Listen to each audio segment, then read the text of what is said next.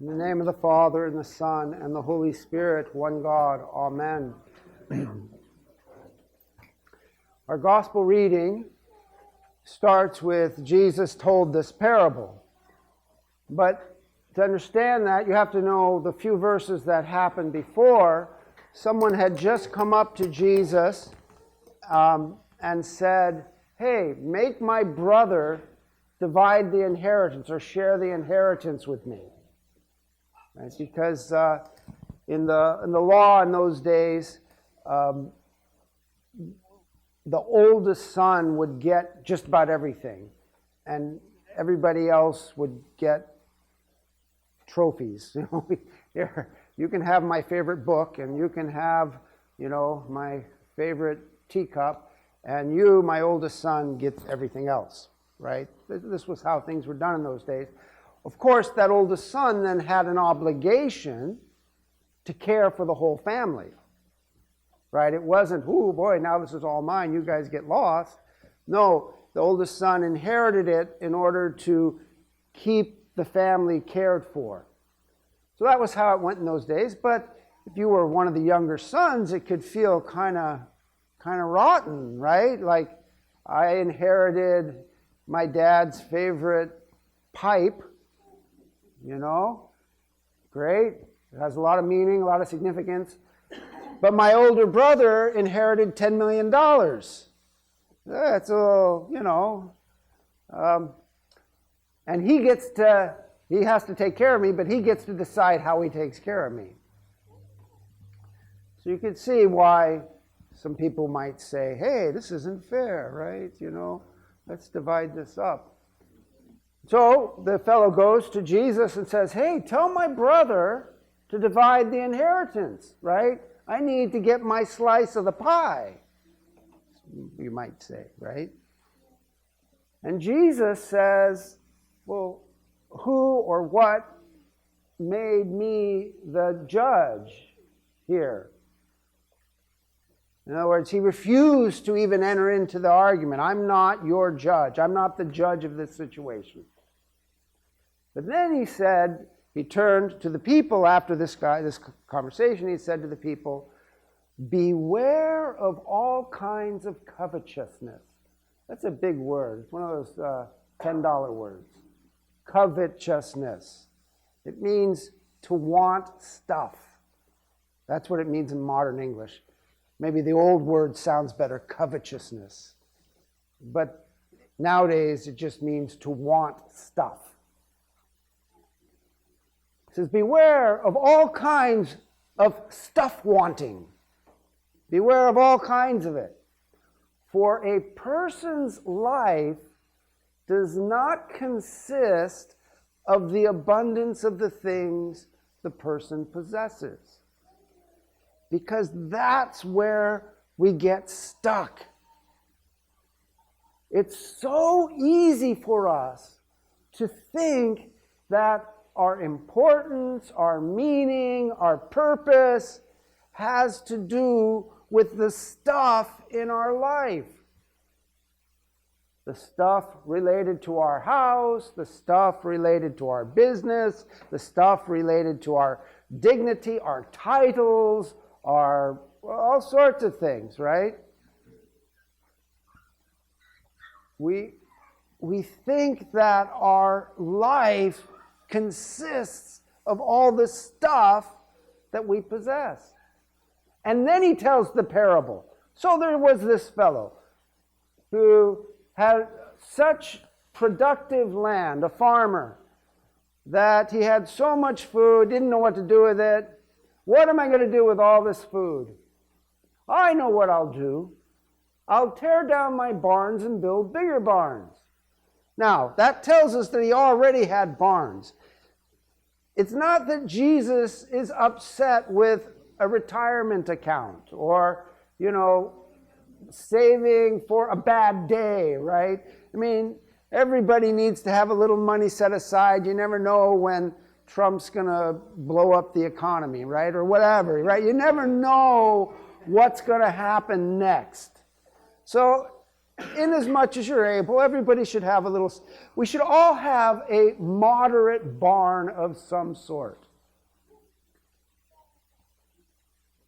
If we can. If you can't, then God is your barn, which is actually better.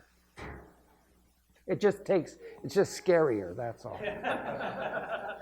Yeah. So I know, yeah. Been there, done that. I know. I'm speaking from experience, folks. But he says, I'm going to tear down my barns and build bigger ones, and then I can say, and I love the way, the traditional translations, I can say to my soul, like he speaks to his soul, and the word we translate soul just means my life, who I am. I can say to myself, self, take it easy. You've got plenty saved up. And then, what does God call him? What does God say to this fellow? You fool. Pretty strong language from God, especially since Jesus said, if you call anyone fool, you're in danger of the fires of hell. Jesus said that. And here's God himself calling this fellow a fool. This night, your life will be taken from you. And then, whose will all these things be? You know, a person who's dead has no legal rights. You can't, you can do your best to write up a good will and a good law, but as soon as you're gone, that can be contested. It's a mess. So the only way you can distribute your goods for heaven's sake is while you're alive. You've got, and not just your goods, but whatever it is you have, especially whatever it is your identity is tied to, right? Because that was the problem. A man's life does not consist of the abundance of the things he possesses, right? What's your identity tied up in? Are you a great mechanic? Then you should be volunteering. You should be giving away your mechanic skills, right? There's several women's shelters around here, and I'm sure if you called them up and said, hey, I'm an auto mechanic, and I'd like to donate 10 free hours to over the next month to anyone in your women in your organization that need car work. You know? You can do that. Or what if you're like me and you're good for nothing except theology, right? I know. It's like, so what I do is I just have this deal with God. And here's my deal. My deal is anybody who asks to talk to me, no matter how inconvenient it is, unless I really already have a commitment to somebody, I always say yes. Right? I just always say yes to people. And sometimes it is really inconvenient. But it's all I have.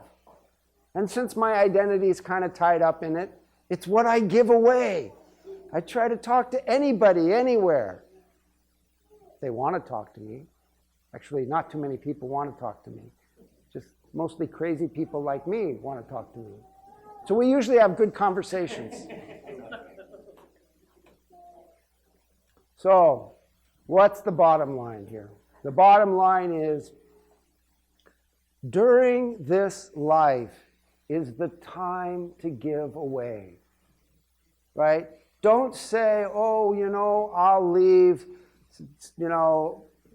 $500 in my will for the Cancer Society. Listen, if God's put it on your heart to give to the Cancer Society, do it now. Do it now. Don't wait. Because you don't know when you're going to die. And you don't know what's going to happen after you die. But if you give now, it's like you're investing in the bank of heaven. In fact, later on in a few chapters, Jesus is going to say exactly the same thing. He's going to say that, and I'm not now, my mind just suddenly went blank, and I won't be able to quote it correctly for you.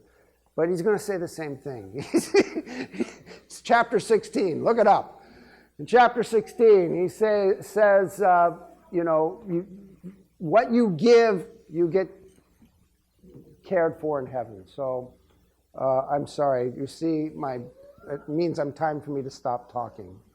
So forgive me for talking about 3 minutes too long. God bless you.